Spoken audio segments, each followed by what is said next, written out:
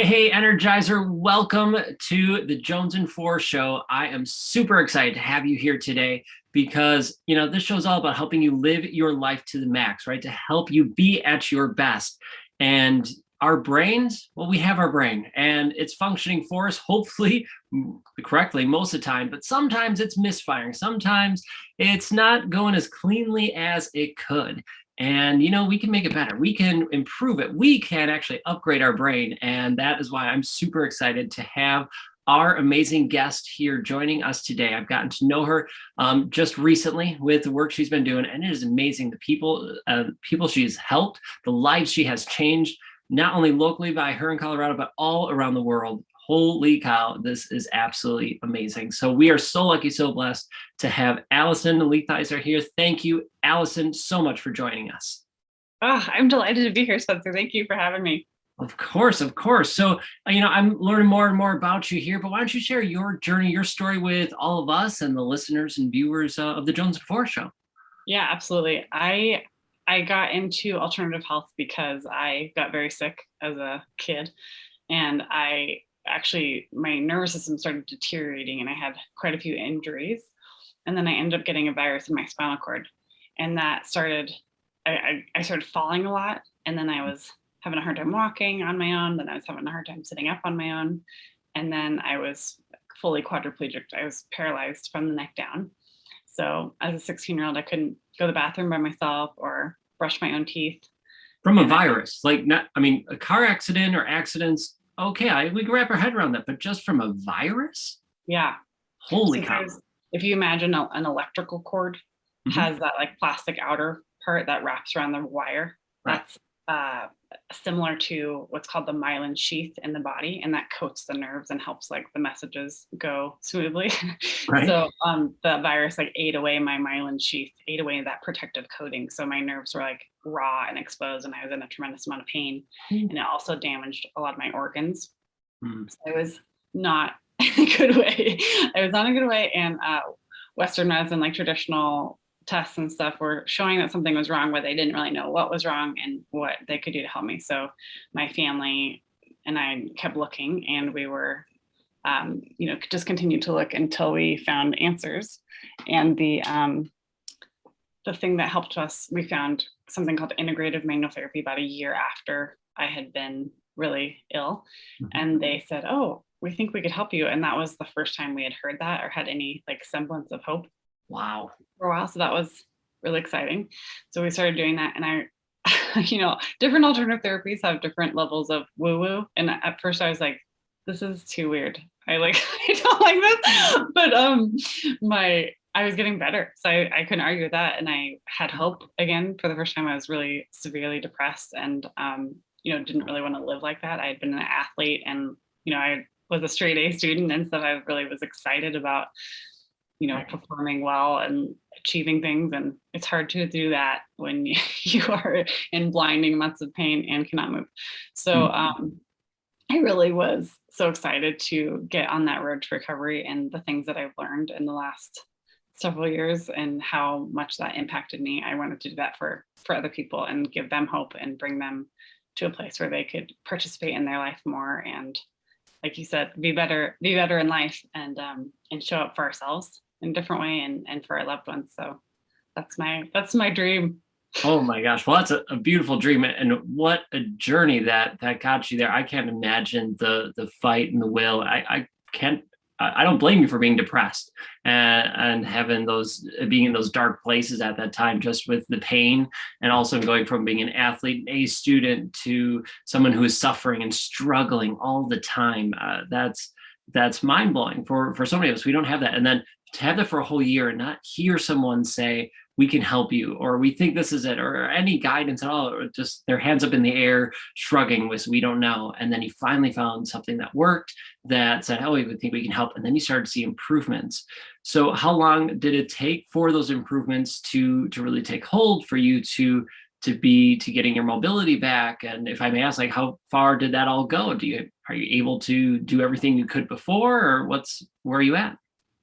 So it's so interesting because my function came back quite quickly.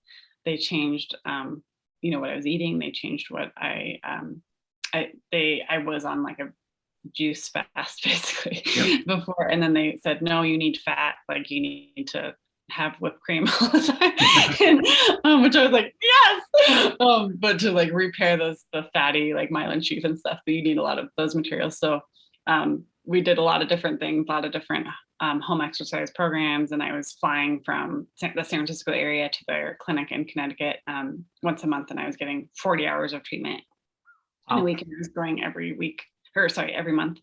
And just if you can pause for a moment, and like getting a quadriplegic on the plane who had like incredible amounts of sensory overwhelm, that was hard. That was really hard. I mean, I can imagine, like, I would think, like, for me, I'm a baby, like, sedate me, something, so I don't experience that pain.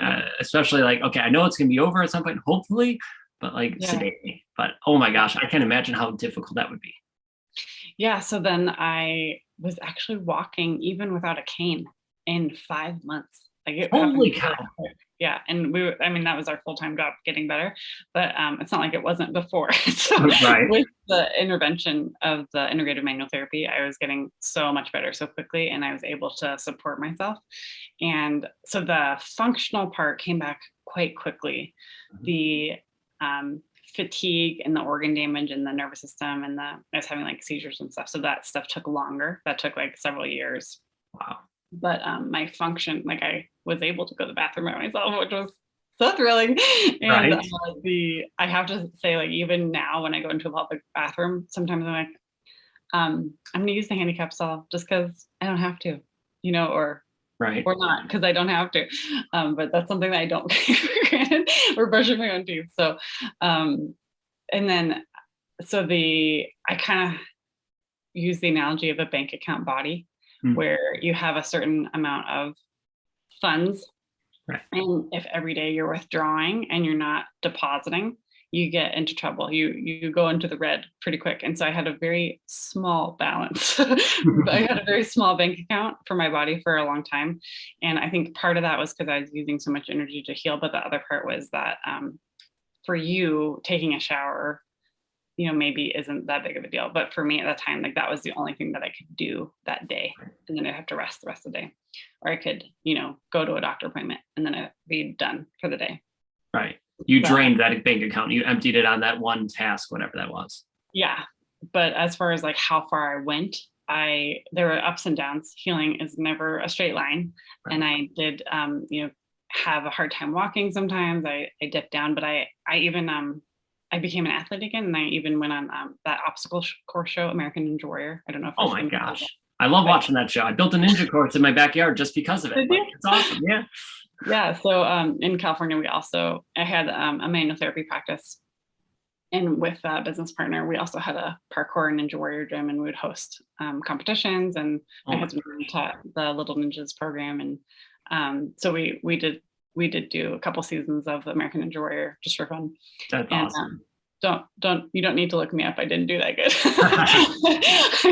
I fell on the second obstacle both years. I got so disoriented getting into it was like a spinning wheel thing. Mm-hmm. And I made it through, which a lot of people didn't, but I jumped off the wrong way because I was so dizzy. Anyway, but just to give you an example, like I'm quite well now, and with all the other things going on in my life, fitness isn't like as big of a deal to me anymore, but I love being active. I love dancing, swing dancing I love to do. And I love to play with my kids on the playground. That is something that I love to do, just interacting with them and chasing them and swinging on the bars with them. And, just adventuring. We have such wonderful places to explore in Colorado. So like climbing on rocks and doing all that. So I'm quite well. I think I probably have a little bit of a different amount that I have to deposit in my body. And that's because I'm so aware, I think, of what I need. So there are ways in which I make deposits by training different parts of my brain or detoxing or doing different things to help nourish me as I'm going along, that maybe someone who hasn't gone through this wouldn't know how to do or doesn't need. So I'm still always working on my health. I love getting better, stronger, healthier. I feel like the older I get, the healthier I'm getting. instead of vice versa. So I feel the exact same way with that. The older I get, the more I take care of my body, the healthier I eat, the more the positives I'm depositing into my body, right? I'm helping it out, helping this machine function, the better I feel. First of all, I mean, holy cow. I'm so impressed from, quadriplegic to a ninja warrior. That is amazing. And, 2 obstacles. I mean, just make it through a couple of those is huge. I haven't been on the show yet. I keep applying. We'll see what happens. But in any case, it's just incredible. And I can't imagine how disorienting that would be on there. So huge props to you for doing that. And then for helping other people, right? Having your own practice and helping more kids, more people go heal and be happier and healthier. So I love the idea of this whole deposit, that you have this bank account of energy, of life inside you to do whatever activities you need to do, shower, go to appointments, cook, whatever it is, go play on the ninja course or whatever. So, you said that you have different things you do to deposit that some people don't think of or don't need to do. But have you found some things that that help you and can help others, things that we don't normally think of, because your awareness is so on point. I love the fact that, you're aware of, oh, I can do this now. Oh, I'm grateful for these things because I went through this experience that, we might take for granted. Oh, I could shower today without thinking about it. And now it's like, oh, I have the energy to shower. Like, I'm so grateful to have that. Like, I'm grateful for the water and soap and other things, but I never thought of that. I'm grateful that I have the energy to shower. I'm going to add that to my gratitude list now, because that's incredible. So how do you deposit into your energy, your life, to make sure you are always in the plus as opposed to the red? Yeah. So there's this idea of like a threat bucket. We all have this threat bucket for our brains, or just, you could say bucket. Right. But any little stressor, emotional, mental, physical, spiritual, that adds up. And then at some point we get to an overflow spot. And that overflow could look like, pain down my back and my neck, for me, or like a migraine. For someone else, it could be anxiety or depression. For someone else, it could be knee pain. So when we have the threat bucket that fills up, our brain is kind of like, I'm stressed. And that stress output looks different for other people. Like, even just the idea of stress, like some people carry their stress in their upper body. Some people get stomach aches. Some people have a hard time breathing. Right. So there's different ways that we can tell our brains that we're okay and take some of that water out of the threat bucket. And one of the ways that I like to do that is through different really targeted brain work and different drills that you can do, because they're pretty quick. And it takes a little wiggling around to figure out what is the right drill for you, because what works for your nervous system might not be what works for my nervous system, might not be what works for the other person's nervous system. So I have a lot of education around how to figure that out and how to find the right drill for you. But we could just do a couple experiments and see if people want to try it. Yeah, why not? I'm game if you are. That sounds awesome. Yeah. So I know you did an episode about training your brain with neurofeedback. Yeah. And the way that you can help your brain with that. And that is like a hugely impactful method. But this is kind of a cool thing, because you don't necessarily need a machine or to pay like a gazillion dollars to have a package, to do that. Right. All you kind of need is your awareness and maybe a prop or two. But okay. So the first thing we want to do is just like check our baseline. So our baseline can be checked by how we're feeling and also by range of motion. So if our brain is interpreting information, it responds in how safe it feels, and that level of safety also responds to how much motion we have. So for example, if we were to walk onto a frozen pond, we would walk differently than if we were walking to the kitchen. 100%. Be like stiffer. Our brain would be, this is kind of a slippery, scary surface. We should probably like lock things down. Mm-hmm. And if your brain feels safe, that also correlates with you like immediately getting stronger and having more range of motion. So we can just check a range of motion in our own body. Like we could just turn our head and check our neck range of motion right now and just see how that's feeling. You could raise your arm and check how easy that feels to lift your shoulder up. or you could try and do like a forward bend or something like that, and just Right. kind of see where you're at. You're just getting a little feel like, what is my baseline? And then we would try and do a drill, do some sort of intervention that's a deposit. Mhm. And some deposits are really good, like, man, you got up to full health or something. And when we have those drills, we can use those as preventative, like doing them throughout the day just to keep our stress levels down.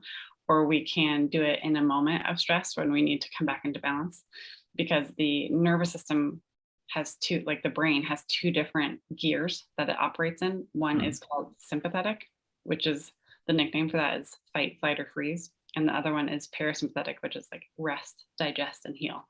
So if if everyone who's listening is trying to become the best version of themselves, the best human, participate in life a little bit more, it's harder to do that. It's harder to show up when you're in fight, flight, or freeze.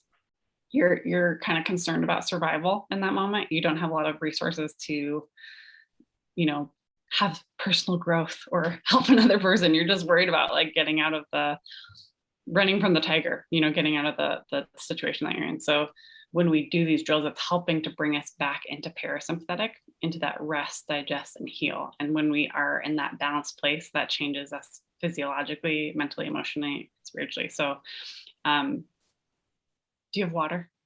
I do. Yes. So one one thing we can do is, actually, we can try gargling and see if that changes our range of motion. So sometimes it's amazing for people, and you guys, if you're listening and not driving, you can try it too.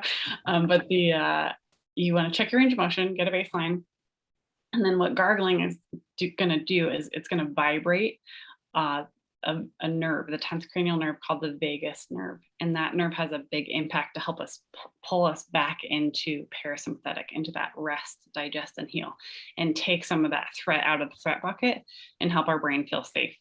So if we test range of motion, and then I'll do it too, we can gargle and Perfect.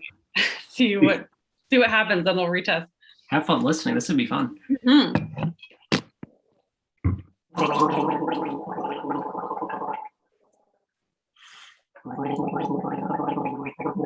So you can do it for like 10 seconds. You can even do like 3 rounds of 10 seconds if you want, but we'll just do it quick and see. Right. So people don't have to listen to it. And just check out your neck range of motion or your shoulder and see. It honestly feels like there's less stress. Like, I mean, I'm blown away by this. Just like it's not hard or too much easier, but like right when my neck gets to that point where it stops, I go, oh, it's less stressed right there. I gargled for 5 seconds. Like, holy cow. I mean, I know about the vagus nerve. I work with breath work a lot with my clients, and we talk about that, and oming and things like that at the end, right, to stimulate the vagus nerve. But I never thought about gargling or anything like that. And that range of motion aspect, I never took that into portion, or the energy, how much that is, how much that plays into it. Wow. Well, that was cool. Thank you. What else do you have? Oh my gosh. Well, there's different ways that you can stimulate different nerves in the body, or different aspects of how our brain gets information. And the range of motion is cool because I have a history of like a lot of ankle sprains. And when we have an injury, that's like a blurry area to the body, to the brain. So if you're driving somewhere new and you're looking at your map, you have the address in there and you've never been there before, and then all of a sudden like your map freezes, your posture is going to change, your breathing is going to change, your heart rate's going to change, because you are going to be like looking around the neighborhood, like what address am I trying to get to, where am I going? So that idea of that map, that information being incomplete, translates to how we can help empower our brains. So if we were to do the same thing, you could do like the neck range of motion, you could just kind of feel into the level of stress you're feeling, or anxiety, or anything like that, your breathing. We can do a lot of different things and check like, what does your brain like? Because when we clarify that map, when we press refresh on the browser, that gives our brain more information. And when you have more information, your brain feels safer, and you have that ability to have that range of motion of walking in the kitchen versus walking on an icy pond. So the giving your brain more information is like depositing into that bank account. So you have more to spend, you have more energy, not to work on survival or monitoring the tiger, but working on, connecting with your family or doing the best job you can at your work. Is there such a thing as too much information? Like, you say like learning and or getting more and more information, which is great. Assess the area you're learning, you're absorbing and being aware of what's around you. But then I think like, okay, if I'm reading about this, I don't know, weather, right? I'm learning about okay, how thunderstorms work, and all of a sudden I'm doing that. Now, is that taking away energy, but I'm learning? So is it stimulating me and growing me? But then is there too much? Like I can go all into that and then be lost or confused, it seems, or overwhelmed. Totally. And that's a great point because not everybody's nervous system likes the gargling drill. Not everybody's nervous system likes ankle work like mine does. So that's why you test, because the only person that can figure out what works for your body is you. Right. So the ability to be able to monitor the changes before and after. So if we did some ankle circles, for example, if we just like rolled your ankle a little bit and did some circling, that stimulates a lot of different receptors on the joint surfaces, and that uploads a new picture to the brain and clarifies that map. And if you had like maybe a recent ankle sprain, that actually might be threatening. It might not be a good deposit. It might actually feel like, I don't think we should move this yet. It's not ready. So the same drill that is beneficial for one person could be a little threatening for the next person. And if you did a drill, say you did the gargling and you rechecked and it felt tighter or stiffer, that means that wasn't like the perfect drill for you. That means that was a little stressful on your system. I picked the gargling one though, because usually everyone likes that. So, who doesn't love a little Vegas stimulation, huh? Right. It's so good for you. And I love that idea that it's a brain getting more information. So like the brain's constantly scanning your body. So like when you intentionally like roll your wrists around or your ankles around, it's forcing your brain to get a new picture, refreshing that scene of, okay, what's happening in my hand or my ankle or wrist or whatever that is. So it's refreshing. It's not necessarily like reading or getting new information about thunderstorms or weather. It's, oh nope, I'm just doing the scan here. So it's not getting overwhelmed in that sense. Like where we try to educate or teach ourselves something, it's different than that kind of information download. Right. Yeah. Okay. I just want to make sure, because I think I went off on a wrong tangent there. Now I came back. So okay, I'm making sure I'm on the right path. Yeah, it's not necessarily external information, although that stimulates the brain in other ways. It's good for our nervous system in a lot of different ways. But when we're trying to bring a level of safety, typically like book knowledge doesn't bring that safety. It's what the nervous system is experiencing. So it has to be more like a physical thing that happens in your own body. Hey, sorry to butt in like this, but I have something really cool I want to share with you. Something that I know it can help you live your life to the max. What am I talking about? I'm talking about a roadmap that gets you to your destination. What do roadmaps do, right? Well, you have your destination. It shows you how to get there, the best way to get to that point. And you know what? That's what I have. What is this roadmap I'm talking about? I'm talking about my book, Chase Your Passion. That's right, you have a passion, you have a destination, you have goals, dreams you want to achieve, but maybe you're confused on how to get there. Maybe you're feeling stuck. Well, my book, Chase Your Passions, is that roadmap. It guides you through how to create that plan, how to create that roadmap, how to get over hurdles so you can have success. So if you're ready to ditch the excuses, if you're ready to get unstuck and ready to have success, to taste success and feel amazing, to achieve your goals and dreams, get your copy of Chase Your Passions. It's available on Amazon, or just head to my website, spencermjones.com. All right, let's catch y'all later and let's keep chasing our passions. Let's go. Okay, that makes a lot of sense. I love the drills of just rolling your wrist or ankles around, gargling, things that you could do to test out your body and test out those things to see what works for you, right? Because everybody's different. And I'll ask this again at the end, but in case people are curious right now, how do you have a list of these things that like on your website, or different ideas that they could try, that they could reach out to you with or learn about? Yeah, I have a free Facebook group and I post a lot of things in there. I also have a free training coming up in a couple of weeks here. So I go through like more the why. It's not like random videos. It's more like piecing together more things.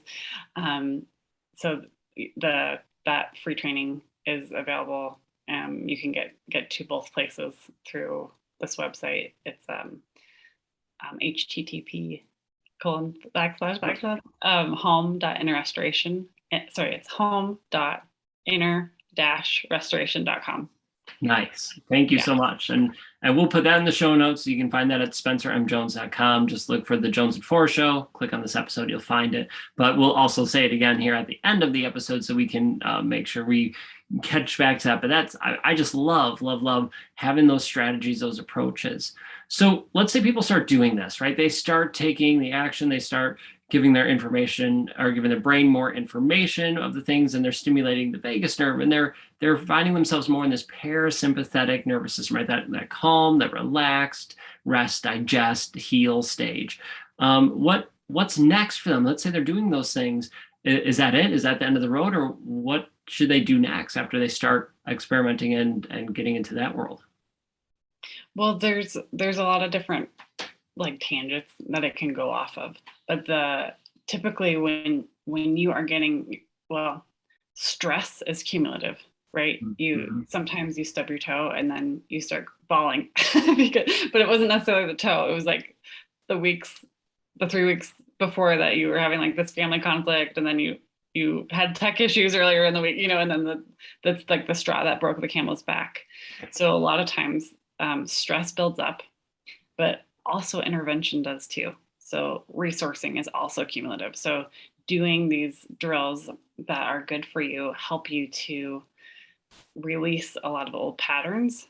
Those could be pain pathways. That could be, like I was saying before, the particular overflow of your particular threat bucket could look like anxiety or depression, or I work with a lot of chronic pain, chronic illness folks. And so as you go along, there's more opportunities to rehab different areas. Sometimes you have to just start with calming and resourcing, but then there's other ways that you can, if you had like a hip issue, we could do some like specific hip drills to help that joint move better and have that map be more clarified.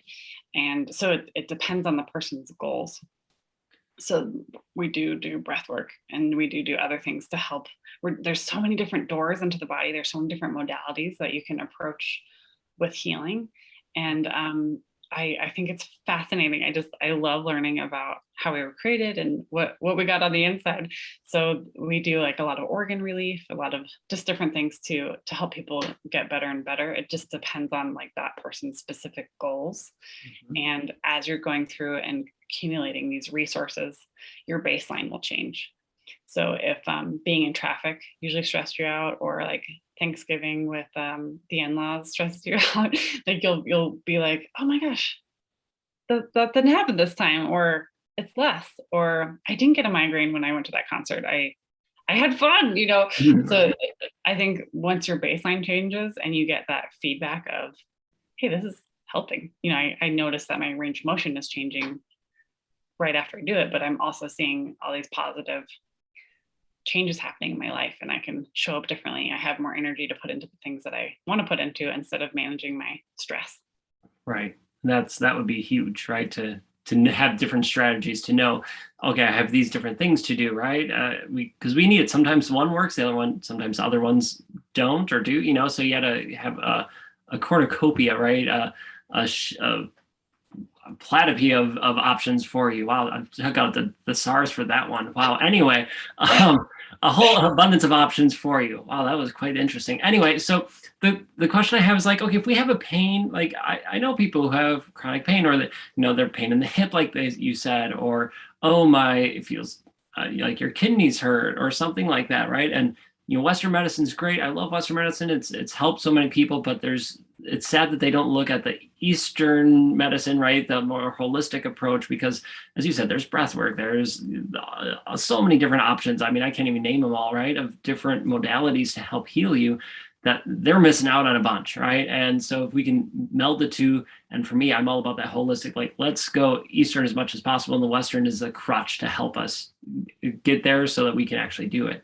But if people have these, getting back to my original question, if people have these feelings that, oh, I have a pain in my hip or my kidneys, and everything's okay with the doctor, they can't explain it per se, right? They went in, got the test, there's nothing there. Do you specifically target like, oh, here's the exercise for your hip? Or is it a series of different things and it's just focusing its pain there for random reasons? Or is there never a random reason? I don't know. Both. It could be, for one person, it could be like a localized drill that is like the magic wand for them. And for other people, you have to do like the hip and unstick like the digestive system from the pelvis, and you like get the ankle motion back. So it can be much more complicated than just the hip. It can be a multitude of reasons.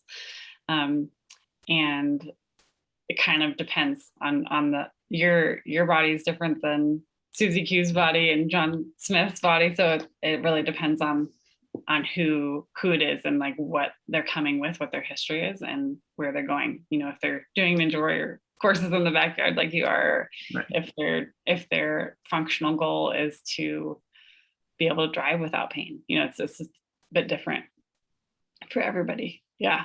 And I think what you said is so true, where there's a time and place for everything. And certainly Western medicine has helped so many people, and especially in crisis. But I typically find that there's not a lot of true healing, like deep healing. It's more symptom management or control of the symptoms. And so I think that what alternative medicine has filled in is for people who want to look for the root cause, yes, to find the anchor of their triggers. Like, then if they want that, it's available. There's tons of ways where you can find out more information about how to help yourself and heal that root cause instead of just popping pills to cover up the symptoms. I totally agree. Western medicine focuses on the symptoms and eliminating those symptoms as opposed to that root cause.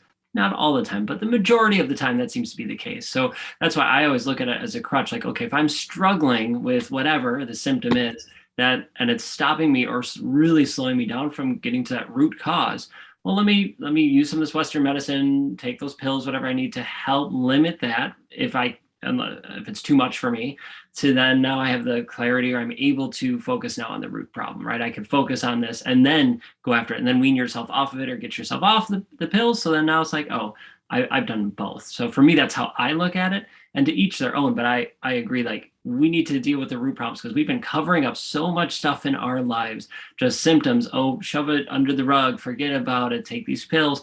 You're not dealing with root issue. And that's why, in my belief, that so many people are struggling with their, with physical bodies, of course, right? The physical pain, but also mindset, depression, anxiety, all these different things, is because we haven't figured out, or we haven't gone to that holistic internal approach of how can we deal with this? How can we work with this?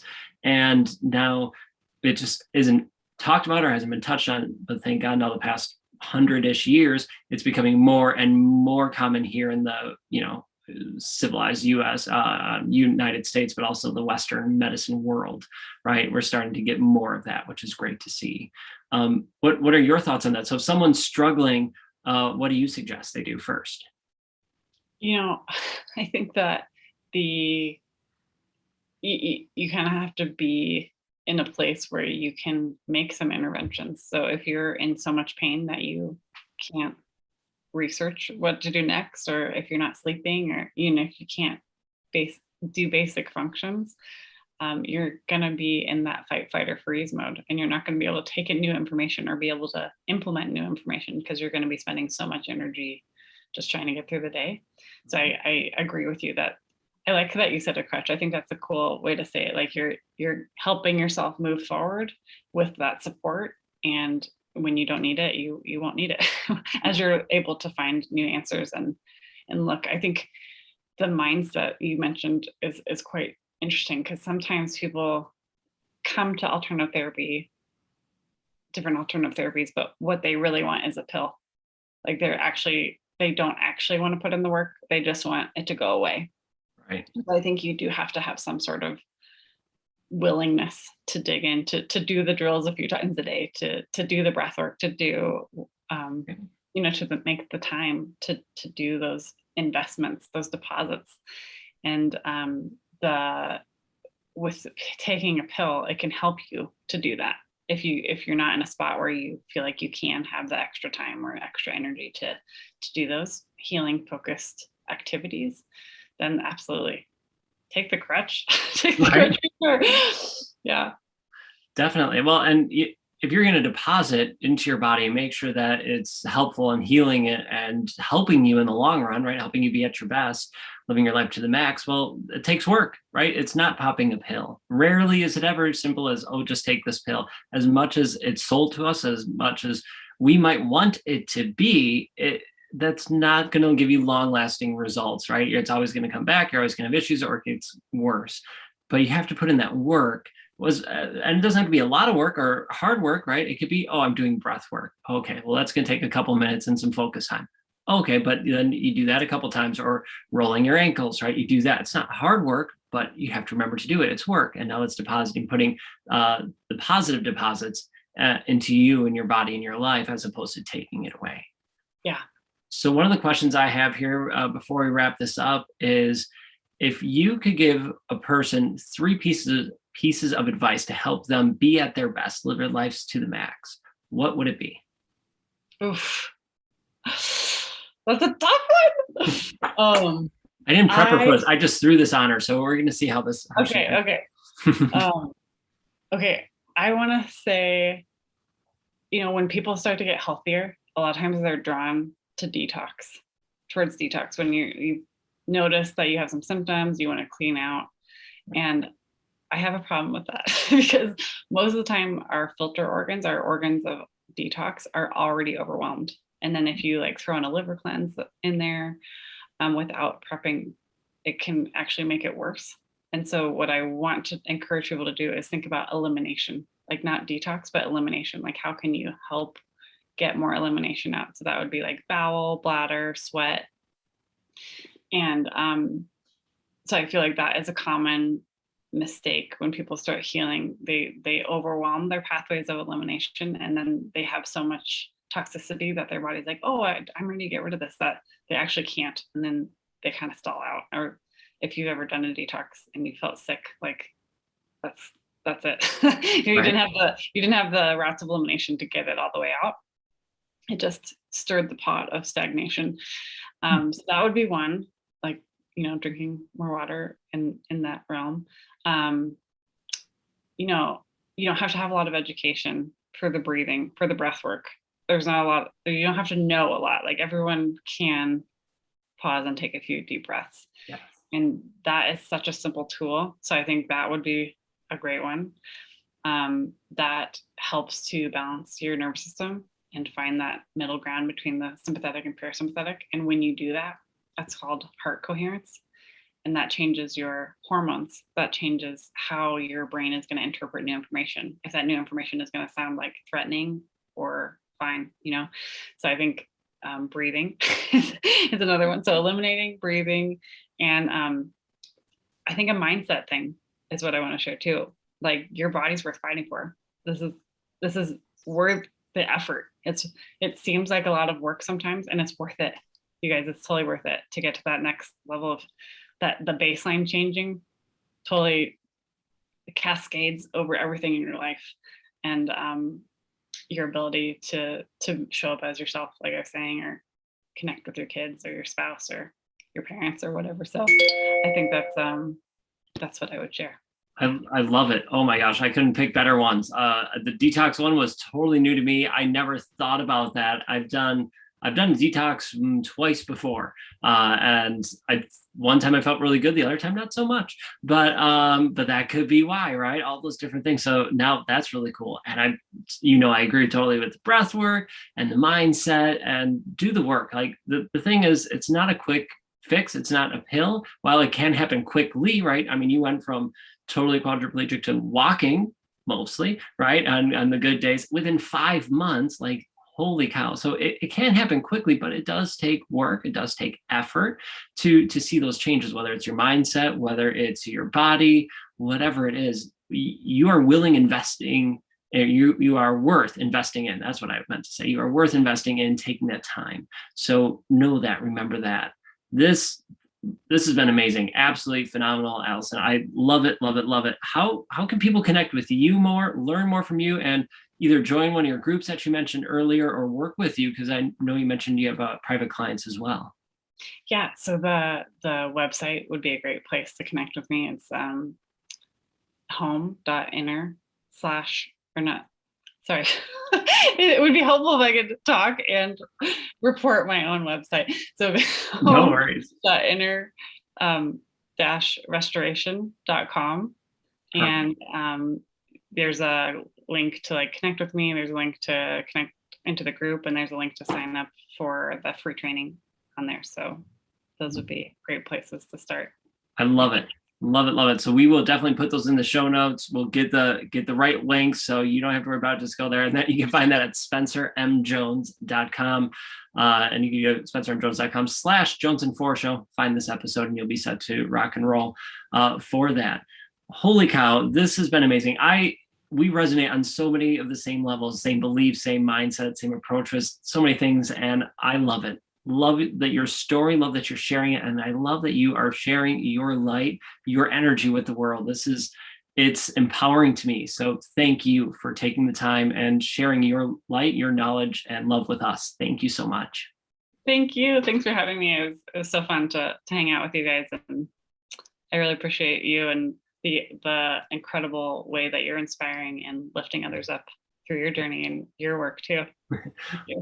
Thank you so much. I appreciate it. Energizers, you need to check out Alison. Holy cow, check her out, get in her groups, learn about yourself, figure out these different tools and strategies. You can learn from me, great. Learn from Alison too, because it is all going to work together to help you be at your best so you can live your life to the max. And before you head out, make sure you hit subscribe so you don't miss a single episode, but go check out Alison because this is awesome. All right, thank you so much, Energizers. Until next time, I'll catch y'all later.